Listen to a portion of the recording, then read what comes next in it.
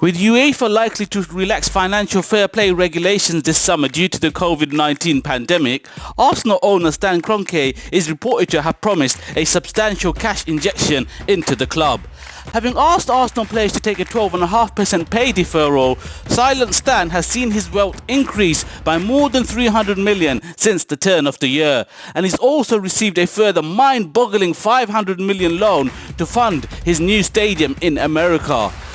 Are Arsenal about to receive a huge financial boost from their filthy rich owner, or is this just smoke and mirrors?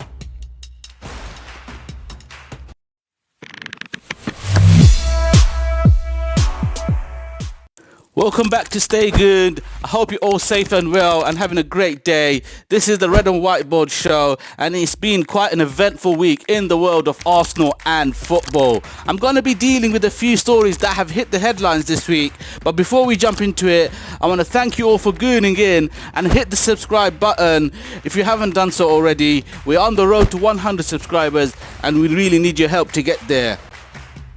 So the first story I want to touch on is about our cash-strapped multi-billionaire owner Stan Kroenke, who this week has been granted a further $500 million loan by the NFL to fund his new stadium for the LA Rams out there in the US. This is on top of a $400 million loan he'd already received for the project.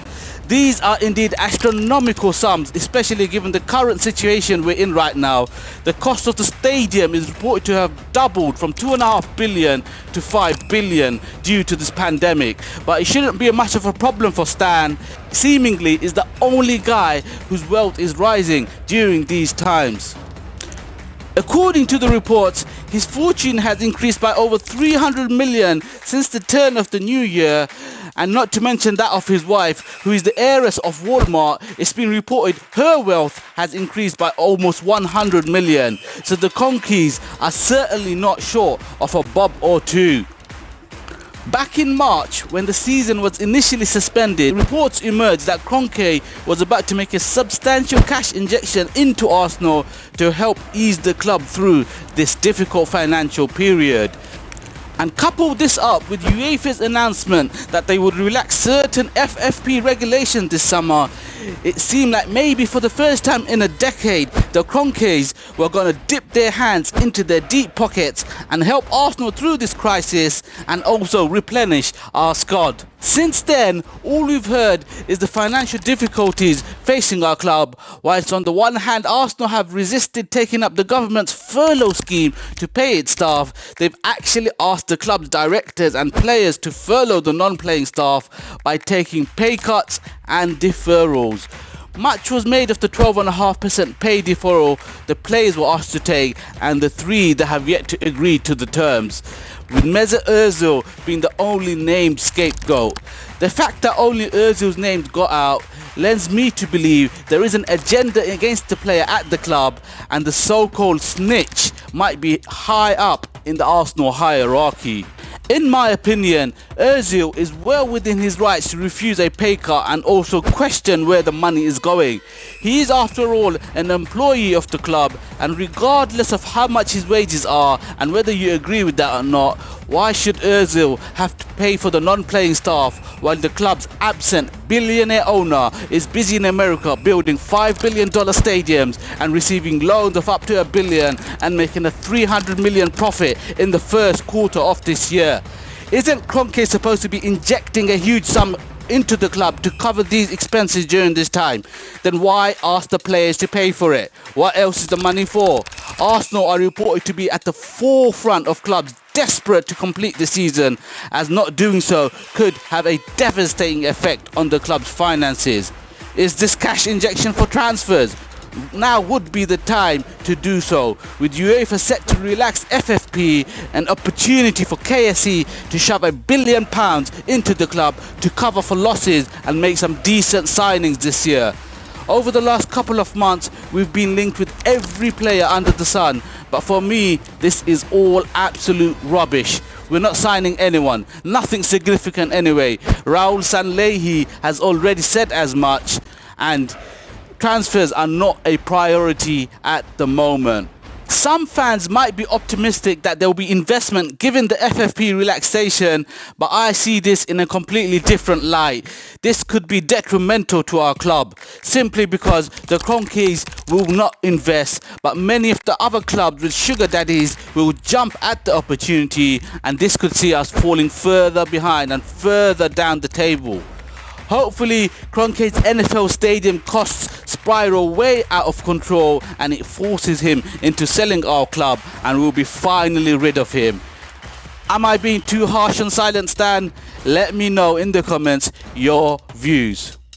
So, it's quite clear we won't be signing many players, but what about the players we already have whose contracts are ticking down? Bukayo Saka, for example, an extraordinary talent that's burst onto the scene. He's got just a year left on his contract and he's being linked with Liverpool. Why haven't we extended his contract yet? What is taking so long? Is this going to be Serge Gnabry Mark II all over again? Raul promised that we would never be in this situation again where our players have less than 2 years left on their contract, but we have not only Saka but our main man Pierre-Emerick Aubameyang in the same situation. I've got a nasty feeling we could lose these players, leaving Arteta with a monstrous job to do, especially with no one coming in. I believe Lacazette also has a year left too, but he's been hitting the headline for a completely different reason this week. The whole balloon inhaling hippie crack saga reared its ugly head again when Laca shared a video with a so-called friend of himself apparently inhaling from a balloon. The video itself doesn't actually show him inhaling, but Laca does say to this friend he's, quotation marks, doing balloons. There does seem to be a real problem with snitches at Arsenal, as I am sure this video was not supposed to find its way into the hands of the media. Arsenal have since said that they regard this as a serious issue and will be dealing with it internally.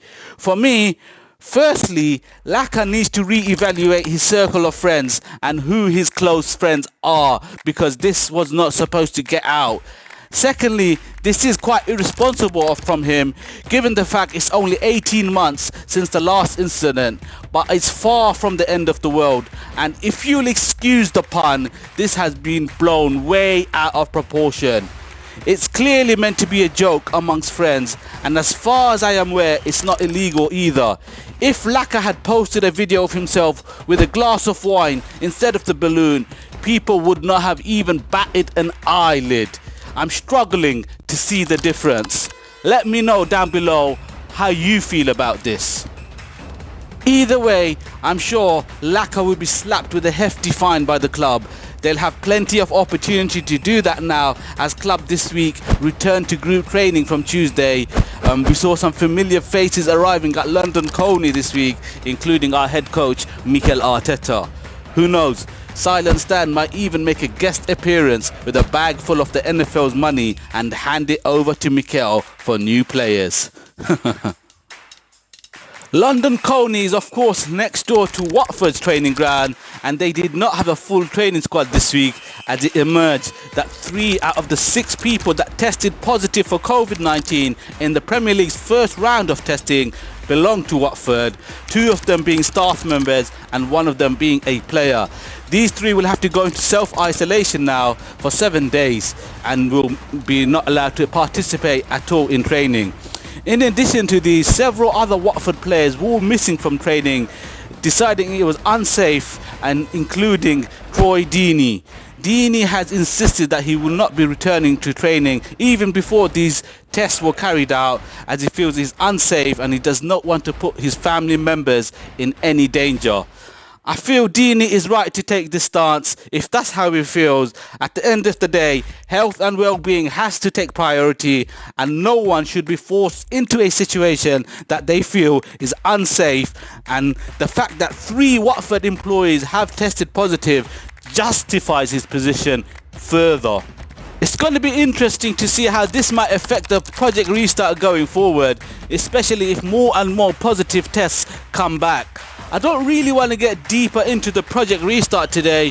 I've done that already in the previous videos. Go and check them out if you haven't already. The Premier League have been warned this week though that restrictions may be in place for at least 6 to 12 months. Does this mean fans won't be allowed back into games for a year? What kind of impact will that have on football? Interesting this week that legend Arsene Wenger said in the long term this kind of thing could ruin football completely. We did get a taste of football in empty stadiums last weekend as the Bundesliga returned. It was the first major league to return to action since this pandemic started. I watched the Dortmund game and I must say it was a bit of a weird experience. More like watching a training game, no atmosphere in the ground, no intensity from the players. But there was some great football shows from Dortmund. They've scored some great goals, but with no fans, it had a real impact on the game. I felt it wasn't as committed as we normally see. We have to find a way to get the fans back inside the stadiums. That's pretty much it for this week, folks. A huge thanks for gooning in. Please do hit that subscribe button and give us the thumbs up too. Until next time, stay safe and stay gooned.